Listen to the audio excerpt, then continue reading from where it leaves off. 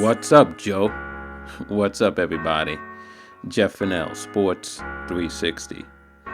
As we enter the final week of the MLB regular season, a couple of playoff spots in each league are up for grabs. Our resident baseball expert, Rob Duran of Rob Duran Sports, drops by to give his insights on how things are likely to shake out as we get ready for some fall baseball. So hang tight for our chat with Rob Duran on Sports 360.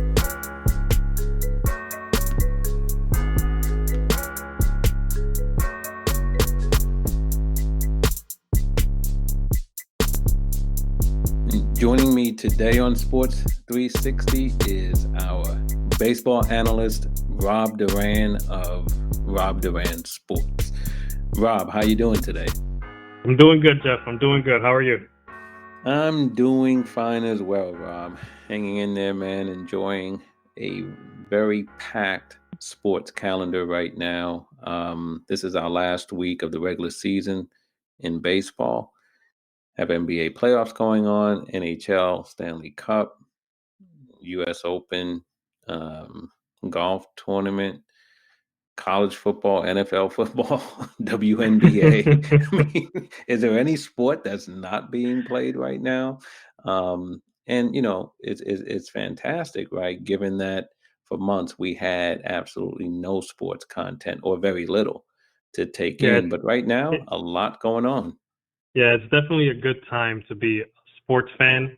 And just like you said, a couple months ago, we didn't even know if we would have sports at all, and here we are, jam packed. Have to figure out exactly what we want to watch today because there's so many things going on. So it's great, man. Let me tell you, it's an awesome time to be a sports fan. Yeah, it is. It is. And with the Major League Baseball season has, 1 week to go, and then we're going to be in the postseason there. And for me, I'm surprised, but I'm pleasantly surprised that we made it to this point because when the season started, I did not think that baseball could get to the end. The coronavirus numbers were all going in the wrong direction across several states, including many of the states in where baseball is played. Hmm. And then we had that fiasco with the Marlins to start the season, and then St. Louis Cardinals lost a bunch of games, and it didn't get off to a good start. But people worked really hard, and here we are. We're about to get into the postseason, so glad about that. And I know you are too. And we're going to talk about your Yankees, I'm sure, before we're done. But but we made it, Rob. We made it, despite the odds. We've made it to this point. Yeah, and it's great because like you mentioned, between the COVID and then the negotiations between the players' union and the owners and all that stuff, it was a mess. And I want to say I was somewhat optimistic, but very cautiously optimistic about having this season not just start but finish. And the fact that we're here, like you said, it's great because there was a lot of obstacles, a lot of question marks, more questions than answers throughout this whole process. But yet here we are, like you said, 1 week away from October baseball, from the playoffs, and it's a great thing to see. It's awesome. Yeah.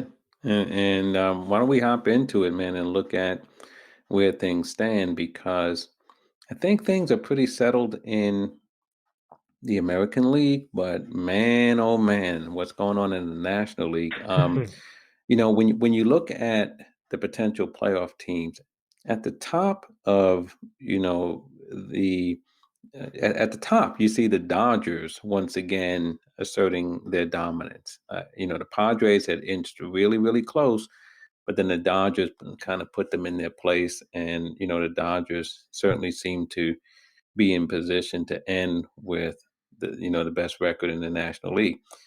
But Robert, it's at the bottom, man, where we have half dozen teams separated by only 2 games, right? And right now Cincinnati is technically occupying that eighth spot, but they're essentially in a flat-footed tie with Milwaukee and San Francisco, and even the Mets are only a game and a half behind. So, what's your take on the National League, man? It's an absolute mess, Jeff. And I say that in the best way possible because, like you said, we have 6 teams, maybe 7 teams out there still competing for that final, that final playoff berth to get in there. And the NL Central, the Cubs have that division, I think, wrapped up. They're 4.5 up over St. Louis at the moment, 5.5 on Cincinnati and Milwaukee. But those 3 teams, St. Louis, Cincinnati, and Milwaukee, are still battling it out for that second spot and in the wild card spot as well. So, and they're all playing each other, which is the beauty of the 60 game season. All these interdivision matchups going on. It's a mess, Jeff. And the Mets are still kicking tires, still trying to fight for a spot. San Francisco is not a team that I'm 100% surprised that in a short season they're still kind of lingering around, and they were in that playoff spot for a little bit now. Last season they had a pretty good first half, which is why they didn't trade away a lot of their guys. So I'm not, like I said, I'm not surprised San Francisco's still there. Milwaukee's doing what they do every single year. And I'm one of the people that counted Milwaukee out earlier in the season. I think even the last time we spoke, I said, nah, no chance. But here they are doing what they do, and that's getting hot and playing good baseball right towards the end of the season and putting themselves in a position to fight for a playoff spot. So here we are, Jeff. It's a crazy National League, man. It really is. And again, we look at Miami and they're in the fifth spot, and you go, well, they should be pretty good. But they're only a half game up on Philly, a game up on St. Louis, and then 2 games up on Cincinnati, Milwaukee, and San Francisco. So it's not as if Miami, which is a surprise team, right, to be where they are, Mm-hmm. but it's not as if a team that is in the fifth spot, which you would think would be pretty secure, it really isn't, given how tightly bunched these teams are in the National League. And, Miami has a 4-gamer coming up with Atlanta, and then they finish against your New York Yankees. And so they have some work to do before they can celebrate making the playoffs. Yeah, and I think that Atlanta series, 4 games against Atlanta, that's their make or break, I believe, because that's going to determine where their season goes after that. Because like you said, they face the Yankees after that, and that's not going to be an easy series against the Yankees. So they have to. I think anything short of winning 3 out of 4 in Atlanta kind of puts Miami in a position where they may be on the outside looking in at the end of all this. So they have their work cut off of them. I think strength of schedule wise, they must have the toughest schedule maybe in baseball leading up to this last week. Yeah, I mean, but at the same time though, Rob, um, Atlanta has to be a little bit concerned too because they're only 2.5 up on Miami. And so, Yeah, that could, we can talk about Miami losing to Atlanta, but if Atlanta loses, these games to Miami, we could see Miami actually go to the top of the division in the National League East. And how crazy would that be? I know. Tell me about, imagine Miami division winners 2020. Nobody expected that or would have even pictured Miami in the playoffs to begin with. Never mind winning the division. Right. I mean, we wouldn't have expected it, period. And then especially the way the season started, right? I know. When they suffered the outbreak and what they had, like maybe 17, 18 players that Yeah, yeah. were, infected.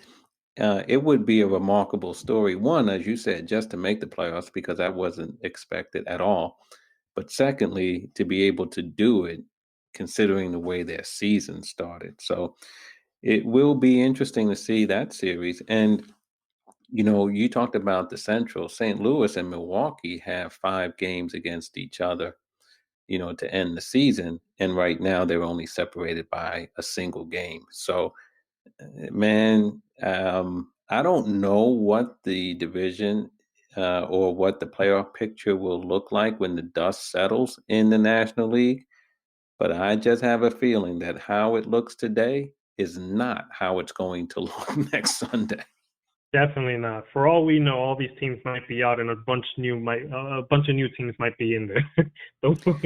The way these people are playing against each other, it's crazy. Right. I mean, we could have two or three teams that currently are in the playoffs as we speak, out of the playoffs a week from now. Yeah, yeah. And just a quick note on Miami, since we were just talking about them. I know this is a shortened season, so I don't expect Miami to kind of be there if this was a long season, a regular 162 game season. Obviously, I think they benefited from the short season, but their pitching is pretty good. Sixto Sanchez, I don't know if people have heard the name yet, but he's an arm to watch. See, the kid is electric. He's an arm to look at, not just the rest of this season, but moving into their future. That kid is going to be an ace. I'm telling you, I mean, the thing about it, Rob, I think here is once you're in, man, anything can happen here. Yes, You, it you can. know what I mean? Because if Miami held on to the fifth spot and Atlanta holds on to the fourth spot, right? They would have that first round matchup, right? And so a lot of familiarity there, you know what I Yeah, mean? And and anything could happen. You can't say, "Oh, Miami, no way they can beat Atlanta." yeah. It could happen, but It's um, super possible, especially in that wild card series. It's a best of three, so yep, any team could win 2 out of 3 by accident. Never mind when you're throwing out two young stars like Miami can throw out, and Atlanta has good pitching too. But Miami in a short series is kind of scary. Maybe in a 7 game series you can kind of handle that and win in 5 or 6 games, but a short series, a 3 game series, that's a scary team to face if they can actually squeak in and make it. yeah, yeah. And speaking of squeaking in and making it, I know we've been kind to mention that the Mets are hovering around here, and I'm a Mets fan, but I'm going to tell you right now, I don't see the Mets squeaking in and making anything. So, um, and that's too bad. I mean, but it is what it is. We're not going to spend time too much talking about them, but I would like to go to the top of the division, the Dodgers. San Diego had closed the gap on the Dodgers. Looked like it was going to be really interesting, and then the Dodgers kind of flexed their muscles and now have a 5-game lead over the Padres. But how do you see the top when you look at the Dodgers, Padres, and Cubs? The Dodgers, like you said, man, I think the last time we spoke, the Padres might have been 2 or 3 games out, and all of a sudden, Dodgers go on a 5 game winning streak, and here they are, like you said, flexing their muscles, like you know, we're still here. But I still like the Dodgers coming out of the National League in general. The Cubs are playing much better than I expected them to play. I didn't know if they would win the division this year. I knew they would be in the hunt for the playoffs, but I didn't think they would kind of stay in that division lead basically all season. And the pitching they're getting out of Yu Darvish, who is kind of just rebirthed into this new pitcher and just dominating. I think he's in the top 2 of ERA this year, in baseball maybe. Um, they're just playing great baseball in Chicago. Atlanta, they started out really hot. We see that they're kind of in it right there with Miami, like we've been mentioning, but I think they'll end up taking the division. But yeah, the division winners, I see them staying as is. I see the Dodgers continuing to be this dominant force. I think they're just playing a game out of everyone's league. They're just that good. Dodgers are amazing. Yeah, and I will continue to say it though. I think the pressure is on the Dodgers big time, 100%. more than any 100%. other team out there because you can't keep being regular season champs and then not bringing home the trophy. I'm I sorry. agree. I agree 100%. And listen, this is as stacked a team as I think they've had during this whole run. Like when you add Mookie Betts to the lineup you already had, who can possibly win MVP or he's in the MVP race this season, you really can't get more stacked than that lineup is. with Mookie Betts and Bellinger and all those guys. So I agree 100%. The pressure's on them. This is a must-win World Series for them. It's not enough to just run away with the division or sweep everybody, in the National League. They have to win the World Series for this season to be a success for them. I agree. Totally agree. And I might have misspoken, right? I mean, because even though San Diego technically has a better record right now than the uh, the Braves would be a division winner if things ended the way they are right now, and so it wouldn't necessarily be Atlanta and Miami, right? Because Atlanta would be one of the three division winners. Or how would that work? If San Diego had a better record but was in second place, how are they viewed in the playoff seeding? Yeah. So the division winners would be the first three seeds automatically Right. with this playoff form. Yeah, and then the three second place would be 4, 5, and 6. Right. So then San Diego, if it ended today the way it looks right now, the Dodgers, Cubs, and Braves would be the division winner, and then we'd have San Diego, Miami, Philadelphia, and so on. So just wanted to clear that up. But look, in the National League, there's a lot to be cleared up, and we'll Oh yeah. see. We have some exciting games coming, or at least matchups. I don't know about the games, but we have some matchups that are going to be intriguing this week, and we will see how the National League shakes out. But let's jump over to the American League, which it's pretty much settled. Maybe there could be some movement at the very bottom here with Houston and Toronto. Toronto's been scuffling. Yeah. Um, but Seattle right now is 3 games behind both of those teams, which Toronto and Houston occupy slots 7 and 8. So take us through the American League. How do you see things there?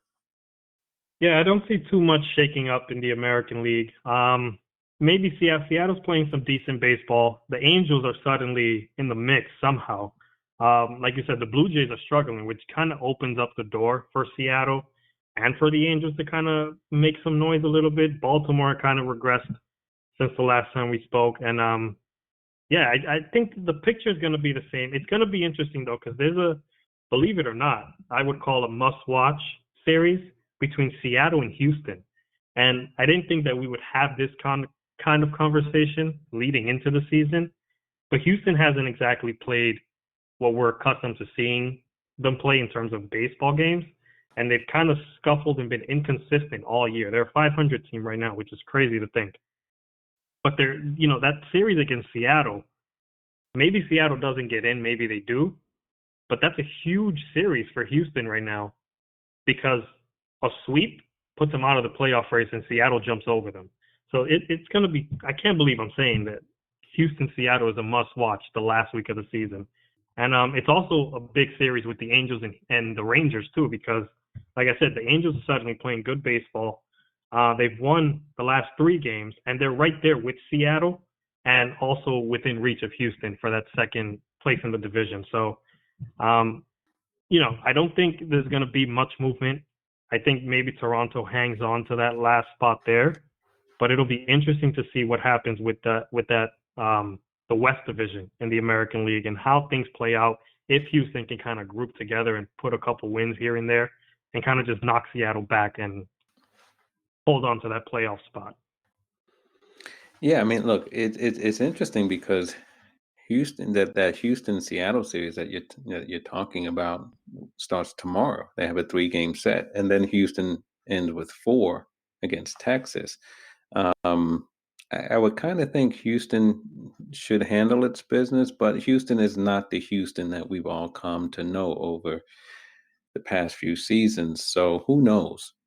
But the one team, Rob, that I think might really need to be concerned is Toronto Yeah. because they finish up a series with the Phillies today, and then they have a 4 gamer against the Yankees. I wouldn't want to be Yeah. playing the Yankees right now, right? No. And so they have that, and then they end the season with the Orioles. But to me, if there's any team here that I think might be a little bit concerned, they got a little bit of a cushion, but the schedule is not too favorable. When you look at the Phillies today, and then a four-gamer with the Yankees coming up for the Blue Jays. So the Blue Jays have some work to do. Yeah, they're in huge trouble, and they ran into a brick wall that is the New York Yankees. And goodness gracious, I had fun watching those games. I'll tell you that, Jeff. I'm I'll sure leave you. it there for now. I had fun watching those games, and they've lost 6 in a row, which is not a good look, especially for a team that, they made some moves at the deadline to avoid this, to avoid a late season, I'm not gonna say collapse, but a late season, drift in the wrong direction. And they've lost the last 6 games, and like you said, they have tough games coming up. So that is a team that could potentially drop out, and a team like Seattle or LA could sneak in. Yeah, yeah. I mean, you look again. If I'm Toronto, I would not want to be playing the Yankees. Um, but but at the same time, though, if you're going to make it, you earn it. You know what I Yep. mean? Win your way in, and they certainly will have a chance to do that. One team I just want to get your thoughts on because they almost seem a forgotten team right now. They're kind of middling around. Um, and not doing much, but they will be in the playoffs, barring something really crazy happening, and that's the Cleveland Indians. They're there, but no one really seems to be talking about them, and they're not really creating a buzz. What's your take on what has been one of the better teams in baseball in recent seasons, and where they are? Likely in the playoffs, but should we expect much from Cleveland? They're one of those weird teams that they're gonna make it, but are they gonna make any type of noise in the playoffs? And their pitching is phenomenal. They have Shane Bieber, who's my pick for the Cy Young in the American League. He's a strikeout machine. He's ascending into this ace and one of the best pitchers in the game. But I don't know what it is about Cleveland that just I wouldn't bet my money on them pretty much to make much noise in the playoffs. I don't know, man. They'll make the playoffs because they're good enough to make it. I just don't know if they're good enough to make any noise and win games once they're in there. They're just one of those weird. You get kind of weird vibes from that team. I don't, it's hot or cold with them. Not sure how to feel about them in general. Yeah, I don't either. And it will be interesting to see because, again, as we said, when talking about, the National League with the Marlins, and it goes for every team. Once you're in, you know, it, teams can get on a roll. We've seen it in other sports and in baseball, like the Yeah. Nationals last year. The Nationals got on a roll once they got to the postseason, right? And they just really looked like, the most dominant team and ended up winning the whole thing. So once you get in, things can change. But right now, I look at Houston and I'm not expecting much from them, but we'll see. Um, so they're a little lackluster, but at the top of the leaderboard here, and I don't include the Yankees there as well, even though they're not likely to catch Tampa. No, I But don't think when you so. look at those first four teams, Tampa, the White Sox, Oakland, and the Yankees, oh, you're talking about some good teams right there who are playing some good baseball. Yeah, those are powerhouse teams in that American League, and those 4 teams we're kind of the given of the division. And you can maybe include Minnesota in there, but those top 4 teams were the givens of they're definitely making the playoffs. And I'm a big fan of the White Sox. They're playing out of their mind. Jose Abreu is just I think I would probably say he wins MVP for the AL. Offensively, I think he's a top 2 in every single category. That team is just playing out of their minds. Tampa, not enough can be said about the way Tampa plays baseball. They just play some. Sometimes it feels like old school baseball mixed in with the new school and all that stuff. Kevin Cash does a great job managing that team. And then Oakland is Oakland. I had them winning the division when the season started, and They're just one of those teams that, they don't have a superstar. They don't have this brand name player, but they have a bunch of collective parts that are very, very good and consistent and can just put games together and win. And then, of course, my Yankees, they're back. They're finally maybe they heard me calling them out the last time we spoke, but they flipped the switch and they're back. And now they're making people respect the pinstripes again. Yeah, and it's interesting because the last time we met, not only were the Yankees struggling, but even after our call and on that day, which was Labor Day, the Yeah. Yankees scuffled for a few more days after that. And I was thinking, oh man, I might have to check in with my man Rob, make sure he's all right, because things were not looking good. They were getting beat by Baltimore, and Baltimore was breathing Yeah, down their man. neck for that last spot and everything else. But man, here they are as we speak on this morning, winners of 10 games in a row and looking really, really good. Now, um, I talked about the four teams and I left out Minnesota, not because Minnesota is not a top team. I mean, the Yankees and Minnesota right now are essentially in a flat-footed tie, Yeah. but the Yankees are in the fourth spot and Minnesota's in the fifth spot. And so I didn't talk about Minnesota as being among the top teams because they have to be wondering what do they have to do to escape facing the Yankees in the playoffs. Because right now, right, if the season ended right now, that would be that would be the matchup, right? The Yankees Yep. and the Twins. And we know that the Twins, playing the Yankees, that's their house of horrors. And so I left the Twins out on purpose because I think as long as they remain in the fifth spot, you almost gotta, if this was the NBA, we'd have to bring out Charles and Kenny the Jet and the rest of them and say they're about to go fishing because this they just can't seem to beat the Yankees. So look, I know it's hard for you. You're a Yankees fan and everything else. It's a little biased there, but this has to be a nightmare for the Minnesota Twins. You know what this reminds me of since you mentioned the NBA? Every time Toronto went against LeBron in the East, no matter how good the Raptors were that season, when they faced LeBron, they turned into absolute dust. And LeBron would just sweep them away. So this is kind of the MLB version of that, where no matter how good the Twins are, no matter what season it is, what decade it is, it just seems like every time they go against the Yankees in the playoffs, they lose. And listen, the Twins have had some powerhouses. They had Mauer, Morneau. They've had, Sano now. They had Nelson Cruz. All these powerhouse guys. Not like they've had Johan Santana back then pitching for them. They've had really great teams. They just always run into the Yankees, and that's the end of their playoff hope. So I don't know what Minnesota, what's going on with them. Maybe they should tank a few games. I don't know, man. I don't know. And then the worst part is if this playoff started today, they'd be playing in New York. So it's not even like Yes. they're playing at home. And I know that there's no fans, but there's something about playing at Yankee Stadium, even without fans, in the playoffs that just, I don't know, man. I feel. No.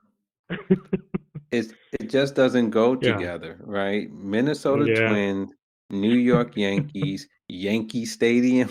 It just doesn't go together if you're a Man. Minnesota Twins fan or player. Now, on the other hand, we're talking about professional athletes, very competitive. They did add Josh Donaldson, right? And he Yeah. brings, an extra element, some more pop, some swag, some experience, and postseason experience too. So, that could be helpful. But at the same time, I mean, I'm sure to a man, those players who have been eliminated by the Yankees in recent years will welcome the challenge of taking on the Yankees, because in some ways the Yankees stand in front of them as their Goliath.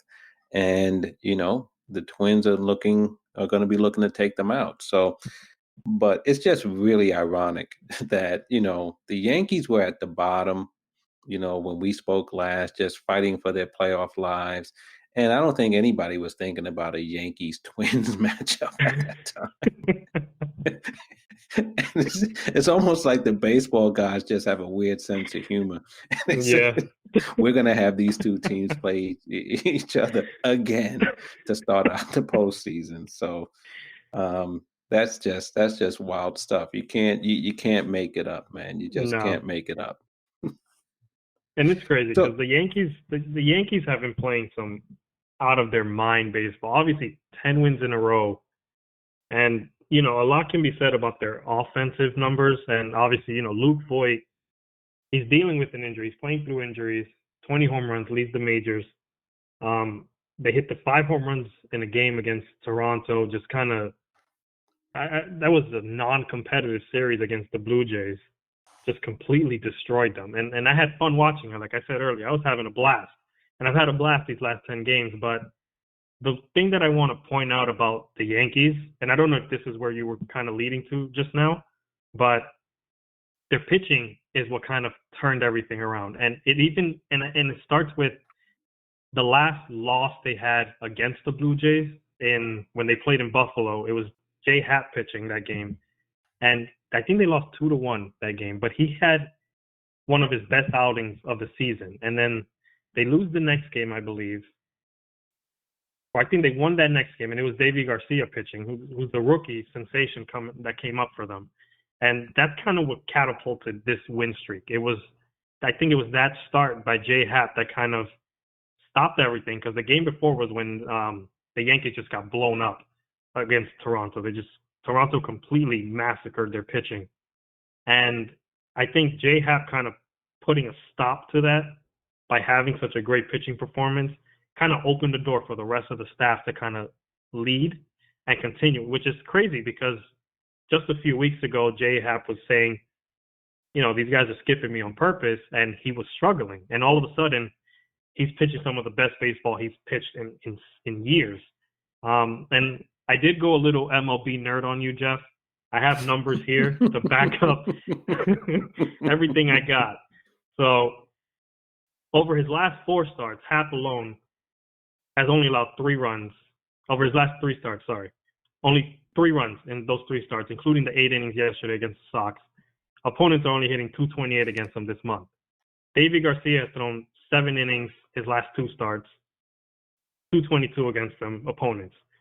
Tanaka has given distance, 5 innings in a 7-run game, 7 innings and just 3 runs allowed, 221 opponent batting average. And then Garrett Cole is doing what he does, 6 innings, 10 Ks, 7 innings the next game, 9 Ks. That was a 7-inning game, so a complete game.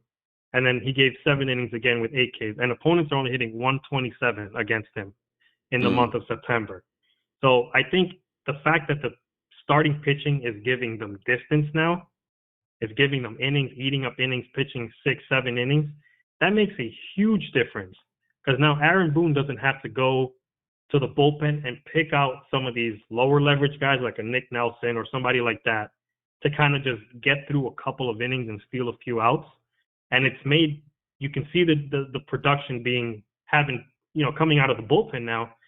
Since that last game against Toronto where they got blown up, the bullpen hasn't allowed any runs in their last appearances in September at all. Britton, Green, Ottavino, and Chapman, 5, 3, 3, and 5. That's how many appearances they have respectively between them. They haven't allowed any runs since.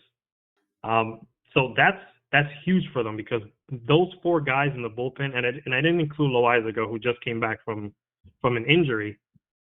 Those 4 guys in the bullpen need to have, the rest they need. And that comes with the starting pitching the innings that they have to pitch. And the fact that they're giving them length and they're putting up good runs and keeping the offense in the game, even early in the game, is huge for them.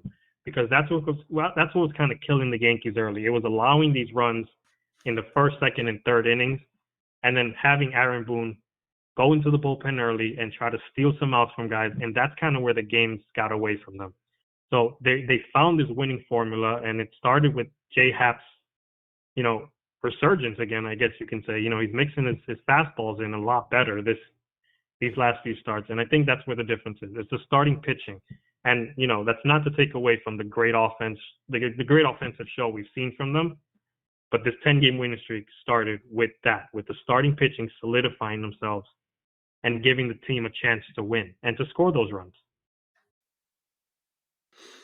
Yeah, and as you just you laid it out there. It's really impressive numbers for the starting pitchers. Dominant numbers, and as you said a couple of times, Boone not having to try to get away with some of the lower leverage guys, as Yeah, the phrase you used was to steal some outs, which is exactly what he's trying to do, right? yeah, Just get me to the fourth inning, just get me to the fifth inning, kind of a thing, right? um not having to do that is huge. And so yeah, if the Yankees can continue to pitch in that, like that, the way these guys have been going, they've gotten healthy, right? 'Cause they were yeah, banged up, right? So they've gotten healthy. The bats are back. They're swinging the bats well, but as you said, the starting pitching is really stepped up. And yeah, and that's again, yeah, and that's huge too because I know they're facing not top lineups, I guess you can call them. They're not facing the Rays and stuff like that and handling them this way, but I think you can say that more about the offense scoring 20 runs, that they're not going to score 20 runs against the Rays pitching, but the pitching can shut down the Rays lineup. I think great pitching always beats great hitting. And I think having that at the forefront of the Yankees winning streak and continuing that trend, just continuing to have those four guys um, pitch the way they're pitching can make the difference and translate into success in October. right, and that's an excellent point because when you get to the postseason, the idea of, putting up football scores as they did against Toronto, winning 20-6, right? Where Toronto missed the extra point. That's not going to happen, right? I No. mean, you're not going to do that. The competition is too good. The pitching is too good. So, no, you're right. And that would kind of be fool's gold if all the Yankees were doing was just mashing. You know what I mean? Yeah. Yeah, I don't think you could really feel good about that because you can mash against a Toronto team that's sinking or against a Baltimore Orioles team or what have you. You know what I mean? But like you said, you're not going to do that against these quality teams that have top line starters. And so um, it wouldn't be a good feel if all the Yankees were doing was swinging the bats well. But as you just laid out, the pitching has been strong, and so the combination now is great. And if you can get that pitching and keep it that way, then hopefully, for you and for other Yankees fans, they can make a deep run. So we'll see, we'll see. But you have to be in a totally different space right now, in just what 2.5 weeks since we last spoke. Oh, yeah. I mean, the last time I think I ended off saying, man, I don't want to face the Rays in that first round. And now I'm here saying, bring on the Rays, bring on the White Sox, bring on whoever you want. The Yankees are ready. Uh-oh. Okay. All right. I mean, well, here's the thing.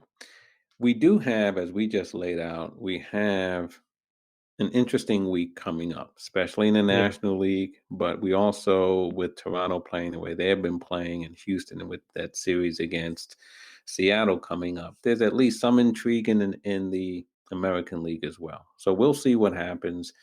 The regular season ends a week from today as we are recording this. And so we'll see where we are, and then we will begin our postseason analysis and see where that goes. But right now, it looks like the Yankees and Twins are pretty much locked into that first round matchup, and then we'll see what else, well, what things look like in the American League and National League, and go from there. But one thing for sure, um, it's going to be an expanded playoffs for the first time. It's going to be exciting, and it gets started in a little over a week from now. So get ready. You just boasted there, right there, a little bit, but your Yankees will have an opportunity to either put up or shut up, and we'll see how it goes. That's right. They can't make me look bad. Look, man, I think I called them out, like I said earlier, and they heard me. So I hope they hear me again and just continue the streak. I mean, I even said last time if they win 3 out of 4, 4 out of 5, that'll kind of break the Mm-hmm. streak they're on. Yep. They went on a 10-game winning streak, so they Yep. completely shattered my expectations or my wants for the team. So I mean, the Yankees are playing great, and there's a lot of teams that are going to be fun to watch, especially this last week and then leading into the playoffs. So I'm excited for the games coming up. I'm excited as a sports fan, as a baseball fan, and I think everyone else should be excited too because this is going to be a fun ride. No doubt about it. No doubt. So, all right. So listen, why don't we, it's now crunch time, and so we will come back more often to talk about the playoffs.